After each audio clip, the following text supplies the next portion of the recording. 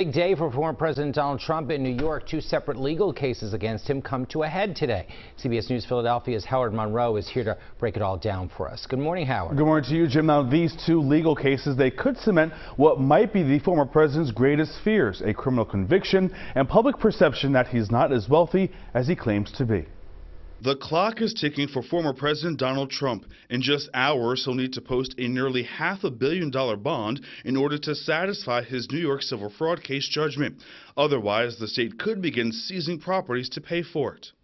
We have a great company, but they want to take it away. On social media, Trump insists he has the money, but is using a substantial amount for his presidential campaign. But just last week, his lawyers claimed he likely can't come up with the cash after being spurned by over 30 financial lenders. But there's the question now about foreign money. Well, that creates its own set of political issues as well as perhaps legal issues about the influence or potential influence of a foreign government. Trump has asked the appeals court to pause the payment and accept a lower bond of just $100 million for now. In an appeal to support for financial help, Trump fires back, warning the attorney general to, quote, keep your filthy hands off Trump Tower.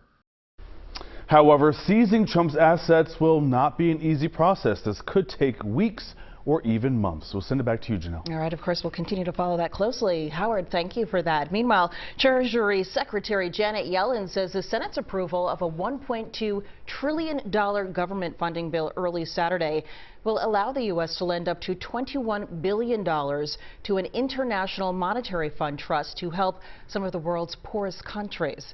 The trust provides zero interest rate loans to the countries as they work to stabilize their economies. The successful passage of the legislation that President Biden signed into law over the weekend also averted a government shutdown.